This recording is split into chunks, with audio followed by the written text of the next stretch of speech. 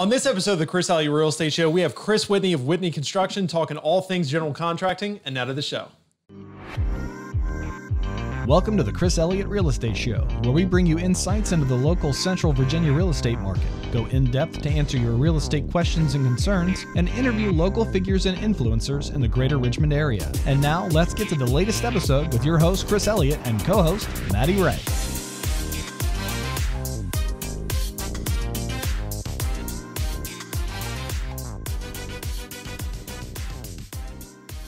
Howdy, howdy, howdy. Welcome to this show of the Chris Elliott Real Estate Show. Today, I have the always amazing, ruggedly handsome Mr. Chris Whitney. Chris, welcome to the podcast. Thanks for coming down to visit. How are you doing? Awesome, man. Thank you for having me. That's good. That's good. So if you don't know, which you probably can't see, Chris is about, how tall are you, Chris? 6'2"-ish. So Chris is 6'2". If you're 6'2", apparently I'm only 6 foot. I thought it was 6'1", but we're in this small room that's like a 4x4 foot jail cell. So this should be interesting. This is great. We get to hang out. Anyway, it's good to see you, buddy. I feel like we usually communicate via text, email, phone call, angry message back and forth. Yeah. A lot of exclamation points. A lot of. I feel like Chris loves me and hates me all in the same day. It's like marriage. Yeah, it is. It is. We fight. But anyway, I wanted to get Chris in. Chris, you are, I would say, probably one of the premier general contractors in the Richmond space. The one thing, and I'll brag on you for a sec, the one thing that it's impossible to find, and tell me if you think different, with general contractors, it's usually like, hey, they don't return my phone calls. They don't do what they say they're going to do. They don't show up on time. They don't get work done on time. And I would say you check all those boxes in the opposite direction, which is a really good thing. Thank you, bud. Yeah. But I'll tell you what, we got a bunch of questions that people wanted to ask, and just we want to know more about what you do, how you do it. But before we get into that, tell me a little bit about the backstory. Tell me about how you got to this point. Tell me how you got into general contracting. Were you swinging a hammer from the time you were 3 years old, or what's that story? Yeah, but that was just at my sister. Nice. Yeah, I guess I got into my parents. Good domestic violence joke, just to kick things off. I guess I've always seen it happen. You know, both my parents are realtors. Yeah. My dad has a real estate company out in Oilville. My mom worked with him, all her life. She was actually, her father is J.B. Call. I don't know if you've heard of Call Realty. I've heard the name, yeah. But he was my grandfather, and he started, he was doing real estate way back in the day. He had 10 kids, and all of them went in different directions, real estate or construction or something like that. So, my dad, I always watched him do land development, building houses, things of that nature. And then I started doing it, through college and things like that in the summertime. Just looking for summertime jobs. Then he offered me a position to come out there with him. He said he has a real estate company, and he would do land development. So he would buy land, divide it up into subdivisions, and build houses. Yep. So I got my contractor's license, and we started building spec houses. So it was pretty cool getting introduced to it. And that was back in, 2006, 2007, when right before the economy went downhill. A little bit. Yeah, it was perfect timing. So we were building really nice houses. He was like, here's how we do it. We build this extravagant house and hope someone comes and buys it. Sure. So, which was a good strategy in 05, 06, 07. Yeah, so it was good. And then people just stopped buying them. Yeah. So I kept my license and started doing smaller things, repairs. Yeah. Not as big of a risk. Sure. Not building, $700,000 houses and hope someone buys it. Just come on, clog your toilet. Yeah. Fix smaller things. So I've just started doing, handyman type home improvements, helping people out if they had a need, smaller scale repairs, remodels, renovations, things like that. Absolutely. And you guys you've carved out a nice little niche working with a lot of realtors, I would say. Is that a large percentage of your business? That's our primary focus right now is helping realtors. Absolutely. Not to say we won't help homeowners. Sure. But we're helping y'all get these houses to the closing table. Y'all are out there slaying it, selling all these houses, and we're trying to be there right beside you, helping you get those houses to the closing table for your clients. Absolutely. So how did you start working with realtors, which is a natural progression with your dad being in the business? Did you already know a lot of people, or how'd you get into that?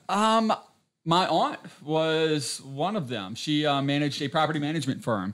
So I started going in and doing repairs for the property management company. Yeah. And then from there, it just turned into dealing with realtors on a more regular basis.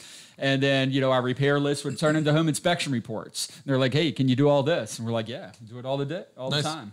Nice. Absolutely. Cool, man. And how does the company look? How many people? How many crews do you have? I know you just brought in Richard, who's doing a really good job. Richard's the man. What does the company look like today? It did look very chaotic.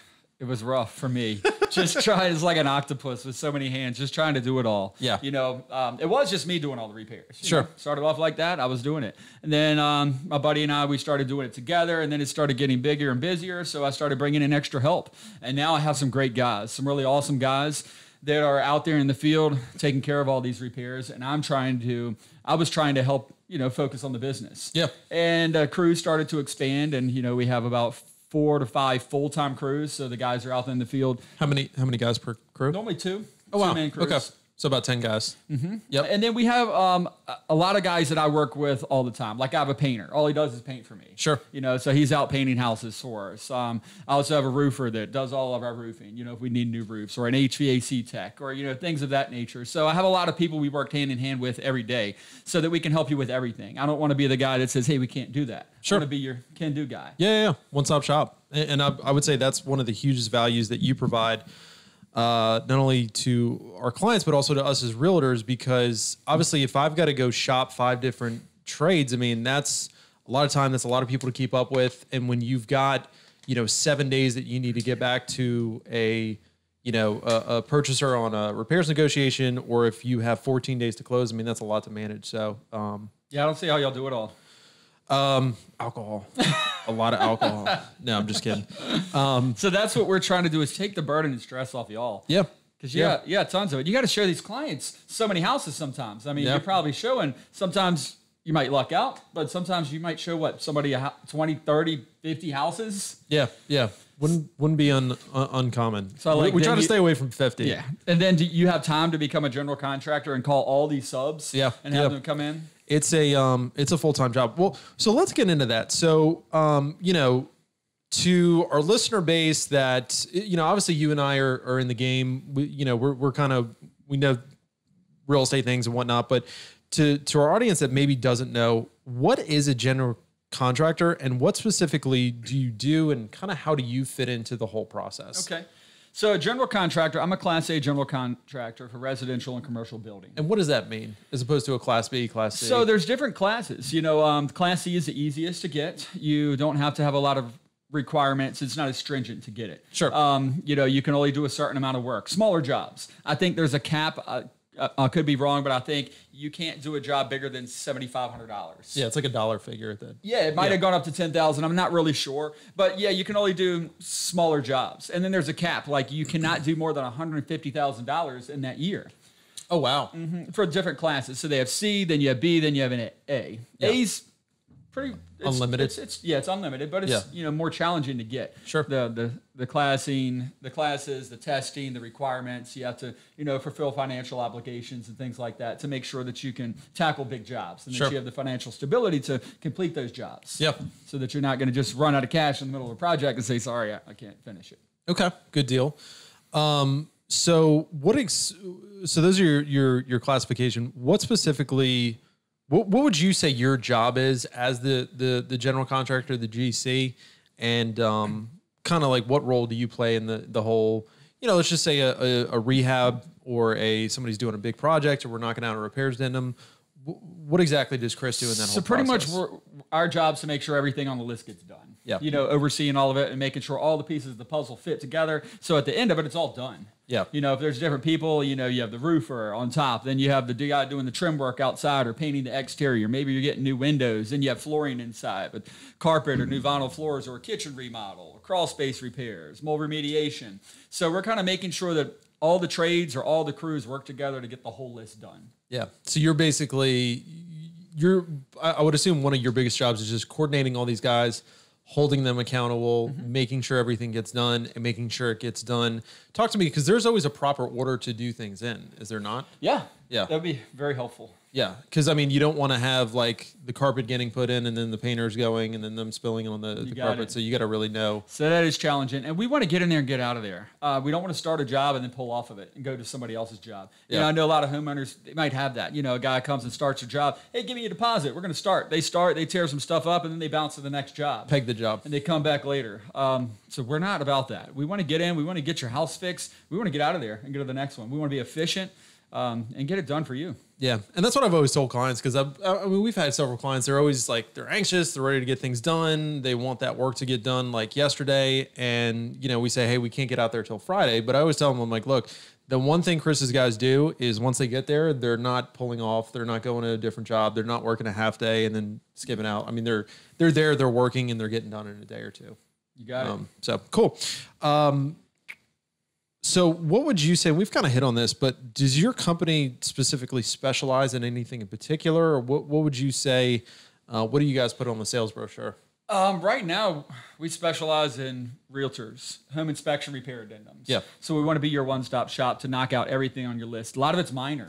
You know, most of the jobs that we're completing for you, you know, are within a week. You know, we might be at a job a day. Or sometimes they're small. You might just have a couple things. We'll go in, knock it out in a few hours. Might be a day, a couple days, few days. But we're typically not doing long-term projects right now. Sure. If somebody calls me and says they want to build a house, I'm just not able to help them at this time. Yeah. If they want to do a addition, I'm not the guy at the moment. Yeah.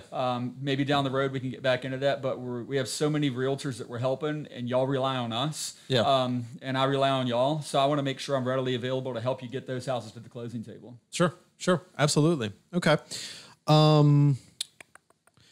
Okay. So a couple questions, maybe for somebody out there that is not buying or selling, they're just thinking about doing some home improvements. If people are hiring or they're interviewing contractors, what questions should they ask? Good question.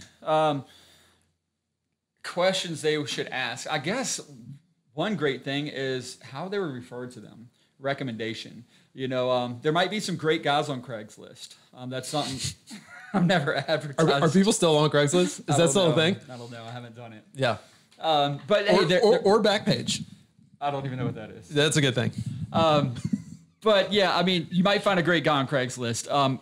Probably just trying to find good, reliable people, testimonies. You know, do you have a friend who had a good experience with somebody? Do you have a realtor that's referring you? Because a realtor's not going to send you a bad contractor. If he does, it's probably only going to happen once, because you're not going to call him back again. Sure. So trust in your realtor. They've been in this field. They know all about it, and they're going to point you in the right direction. If they say, hey, trust this guy, and you're like, hey, well, I know Jojo down the street. He could do it. He might, but I just hope he does a good job and it doesn't fail at walkthrough. Yeah. Or JoJo may run off with your deposit, or he may not show up. That's another thing, deposits. You know, a lot of people get taken for advantage of. I hate hearing that. We ask for deposits. But, you know, that might not be something that every homeowner wants to do, especially with just some random person they just met off Craigslist. You know, I wouldn't recommend giving them a 50% deposit, even though that's what we ask for.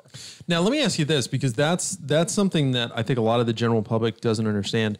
Why you guys as contractors, why do you need deposits? Why is that a thing? Why tell me from the contractor's perspective, why deposits? I guess everybody has a different reason. I kind of want to say, put your money where your mouth is. If you want us to do your work, give us some money. You tell people that, right? No. That's your sales pitch. Put your money where your mouth is. That's a good one. Only one I'm told. But typically the idea is... That's on your business card, right? Whitney Construction. Put your money where your mouth is.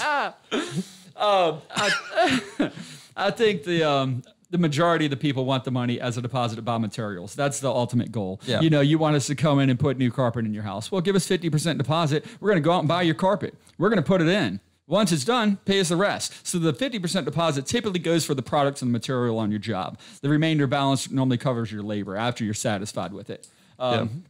I require that just because it's kind of easier for us as well. We're trying to help so many transactions. It's just easiest, hey, go ahead and just pay 50% now. Once we're done with the job, another 50%. If somebody has a problem with it, I'll work with you. Yep. You know, if there's an issue and you feel uncomfortable, by all means, we'll do what we can to help you feel comfortable, because I don't want you to be scared, like, hey, maybe he's going to take my money. Yep. And that's why I ask, who referred us to you? If it was your realtor, trust in them. They're not going to give you a shady contractor. Yeah, absolutely. Not all the times, at least.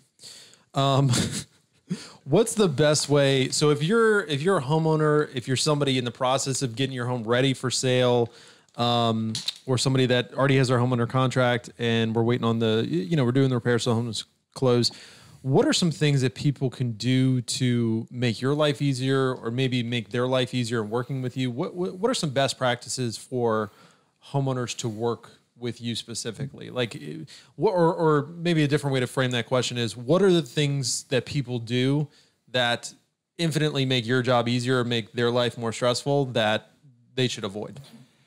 I guess communication is great. If we can iron out all the details ahead of time, any questions we have, let's figure out the products you want to use. Let's get it all together, and not a million emails back and forth. You know, if we can get on the same page. Because you guys want to just hit the ground running once you get there. We don't want to get there and kind of sit in the living room Indian style and pick out, options. What do you like? You like this color? Let's figure. Crisscross applesauce. You got it. Let's figure all of that out first. And once we get to your job, we got a crew of guys ready to knock your job out and work on it. So if we can figure out everything, honestly, when you talk to us, I encourage people to figure out what you like. Stop in Home Depot, Lowe's, Floor and Decor, places like that. Take a look at their flooring products. Take a look at paint colors. Figure out what you would like. We're happy to guide you in the right direction. We give a lot of people samples and say, hey, there's some products we've had good, response with, and people like this. But if they could kind of figure out what they want, that would be helpful. Yeah, cool. Okay. Well, we covered some good ground. Daniel, do you have any questions? Actually. Okay. So these two. Are we going to the fire round? Yeah, let's do that. Let's go to the fire round. So we have 2 questions here. One is from my family. These my were dad. from Facebook? Yeah. Okay. So scared one of them already. is from someone I don't know. One's from my dad, actually. So the first one is... One's from that guy from 4713 Maple Street that is still mad. I'm just kidding. So, first one, what's the line between needing a contractor versus doing it yourself practically and legally in Virginia? What is the line between a homeowner doing it versus a contractor doing it? Doing what? Repairs or doing... Any kind of repairs. If the homeowner is confident and feels like they can do a lot of these things, safety. I guess that's the line. Where are you going to be unsafe? If you want to tackle a homeowner project, go for it. And if it doesn't work out, we'll help you. But yeah, if you can save some money and get it done yourself, by all means, it's fun. If you have the time and availability, go for it. A lot of people don't have the time. They might have the money and they're like, look, I got to work for a living. Can you come fix this? I'll pay you to do it. And the guys are much more efficient because that's all they do. But if you want to tackle something safely, go for it. I would also say on that PSA, pull your permits. If you're doing any permitted work, make sure you're getting your local permits. Yeah, absolutely. And I don't know all the requirements regarding homeowners, but homeowners, I think, can typically pull their own permits for their jobs. If they live there and they want to get their permits pulled, they can do that. Yeah. They're not supposed to do it for the contractor. If the contractor's doing the work, he should pull his own permits. Amen. Cool. What was that second question? So the other one is, what is your single biggest personal pet peeve when you're talking with a client, and how can clients avoid that? Pet peeve. And don't drop names. Or you can drop names. I wouldn't recommend it. Wow. I guess the length of the conversation is probably the most challenging. Like beating around the bush kind of thing? Yeah. When you want to get off the phone and it just won't happen.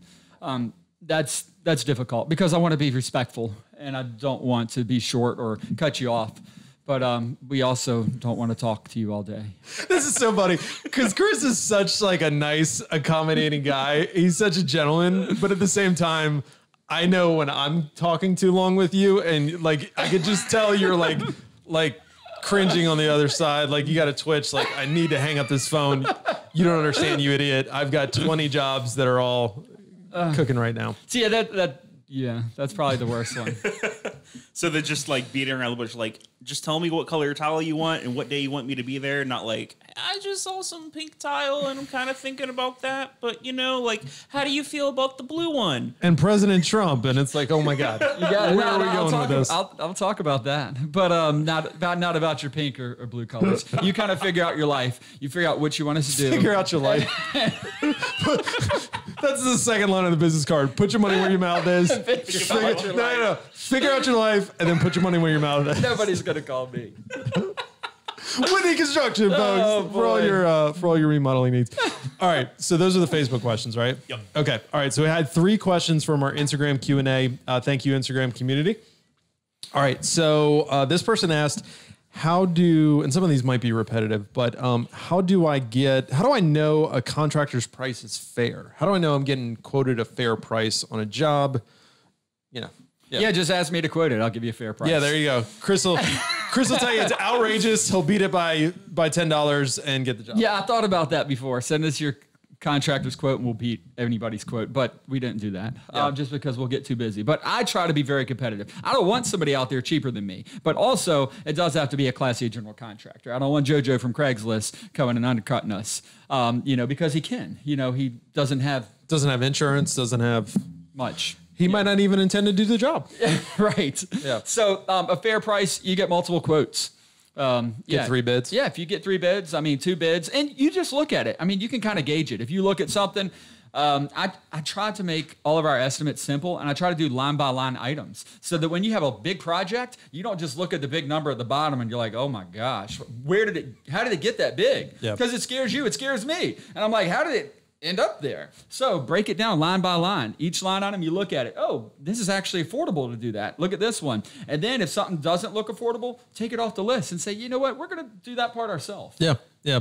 And sometimes it's not like complex work. Sometimes it's just like the menial work that's just so time consuming that, folks really want to save money that you can do it that way. All right. Second question. While Chris has got his hands in his pocket. How do I know if a contractor is qualified to do specific work? They're trades. You can look people up on DPOR. It's Department of Public and Occupational Resources. Google DPOR Virginia, and the link will show up. Yeah, you want to make sure your contractor's licensed. There's a lot of people that are unlicensed.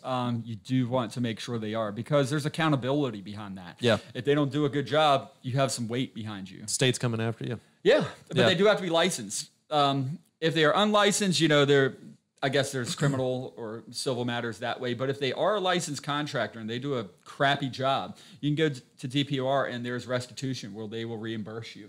I've never dealt with it. I don't know a lot about it, but I have heard. But they do have to be licensed. You can't hire JoJo and then go call DPOR and complain that he stole your money. Slamming JoJo. JoJo, we apologize. I don't know what you did to piss this guy off, but he's throwing you under the bus today.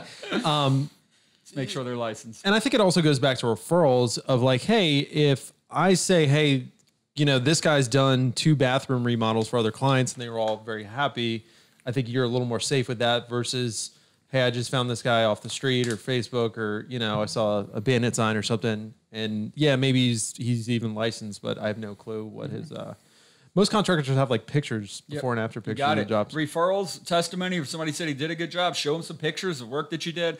But yeah, if you have those, especially if you have a referral from a realtor, a friend or family member, pictures to back it up, does it make you feel good? Yeah, absolutely. All right, so last question of the fire round.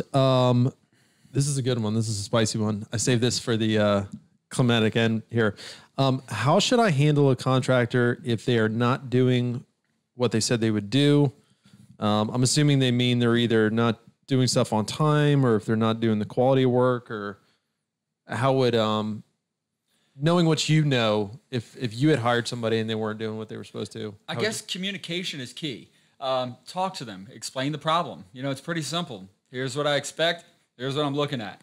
If it doesn't look good, and don't pay them up front. You always have your money in your back pocket. You might give them a deposit, but they don't get paid until the end of the job, until you're satisfied. That's within reason. As long as they did what they said and they did a good product. But if it looks crappy at the end of the job, you just show it to them. And communication. It's very difficult emailing back and forth. I love to just pick up the phone and talk with somebody because things get misconstrued via text message or email. And people are like, it's terrible. But when we can talk and have a conversation and say, hey, what's wrong? How can I help you? Because that's our goal. We want to help you. We want to make sure you're happy at the end of the job. Yeah. And I would, not to be the cynic, but I would add to that, definitely be willing to pick up the phone, talk to them, but also document just in case they are full of it that you've got that paper trail. Yep. So. And don't pay them until it's done. There you go. All right, guys. Well, that was our podcast with Mr. Chris Whitney, Whitney Construction. Chris, if people want to get a hold of you, what's the best way? We have cards. We have a website now. Richard is at the office. He is doing awesome in the office, so he's holding the fort down. Yeah. He's helping communicate with people, with homeowners, with realtors. We have a website now. If you go to Whitney Construction, that's our website. RVA. Thank you. Whitney Construction, RVA.com. Yeah, and Danny will link up the information. We've hooked something up on here to where if you want to quote on your job, you can go to our website. You can upload some details and some pictures about your job. Once you've done that, it comes to our office. We look at your pictures. We look at what you want. We give you an estimate based off the pictures. So that's something that is amazing for us because everybody calls me and says, hey, Chris, will you come look at this project? I'm like, I live in Oilville, Goochland area. So for me to just jump in the car and run to everybody's house and look at it, it's challenging. But if you could send me pictures, I can look at it, and majority of the time we can give you a price based off the pictures. If we need some more info, cool, I'll drive out there, but it saves so much time and money for yourself because we can just look at it, go ahead, price it, schedule it, and be efficient. Yeah. So we have a website. It's a pretty cool tool. Cool. Yeah. All right, guys. So that was the podcast. Chris, thanks for coming out. Thank you. We hope you all have a good rest of your day. Thanks for joining us for the Chris Elliott Real Estate Show. If you have any questions or suggestions for future episodes, please contact Chris Elliott at chris@chriselliottrealestate.com or by phone at 804-980-1898. And please join us again next time for the Chris Elliott Real Estate Show.